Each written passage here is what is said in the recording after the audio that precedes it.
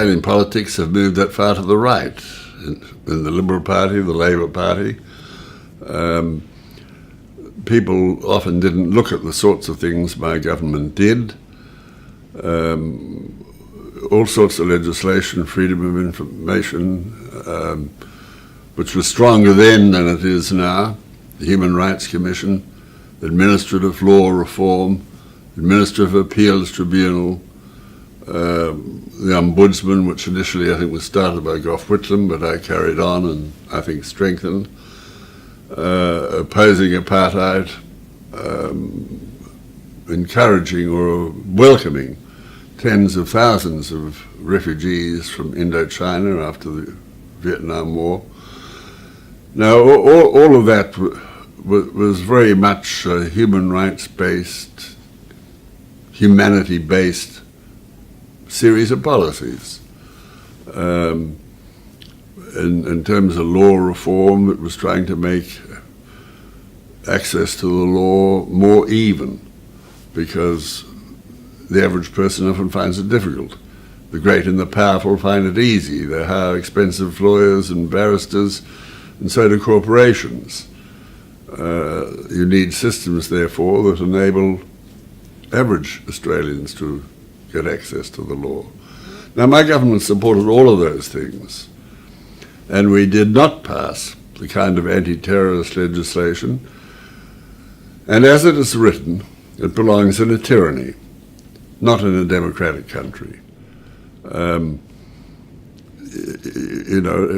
think we're the only, certainly, I think probably the only OECD country that has legislated for the secret detention of the innocent, and people the authorities know to be innocent, but they've still taken the right to detain such people if they wish to.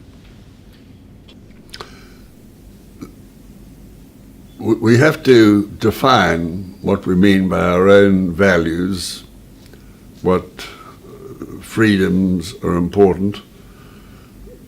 What certainly is important is the rule of law and the basic freedoms which in English-speaking countries have been fought for over centuries and often very hard won through long battles, which Australians aren't aware of because it was in Britain where these battles were waged for a long, long period.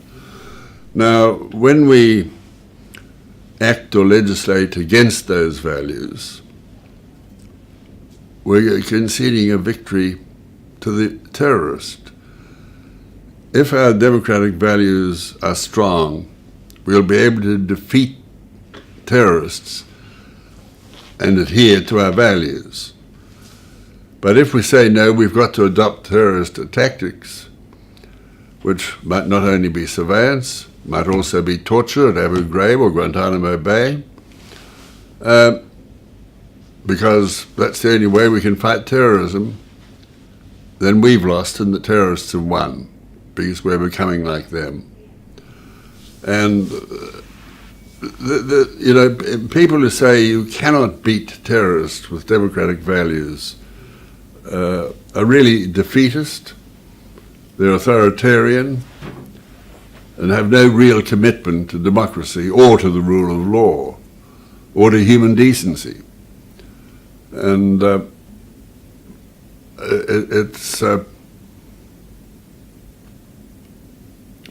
we don't do enough work or don't ask ourselves sufficiently, why do certain people, nearly all from Islam, hate the West? Why in Britain, for example, did formerly Pakistani people, but youngsters born in England, of parents who came from Pakistan, who've led lawful lives all their lives and productive lives, why do their children, at the age of 18 or 19 or something, decide they want to go to Pakistan and learn to be terrorists and come back and blow up bombs in the city of London? Now, what's at fault? The easiest answer, in my view, is that so often Western policies have allowed the fundamentalist clerics to say, Britain, America, Australia are against Islam. With Tony Blair and his rhetoric, it was particularly easy to say that in relation to Britain. Until we try and conduct our policies in ways that make it much more difficult for the fundamentalist clerics to gain recruits, we're not going to overcome terrorism. But we also need to understand that fundamentalism is an evil in any religion. It's not just Islam. There are fundamentalist evangelists in the United States. Such fundamentalists are evil, they're wrong, they're dangerous, no matter where they come from. And we need to recognize that. The invasion of Iraq in 2003 would have done more than anything else to enable those fundamentalist Islamic clerics to say this only happens because the West is against Islam. And, that was an invasion not only undertaken on a lie, but the consequences of it are still unfolding today in a most tragic and horrible way.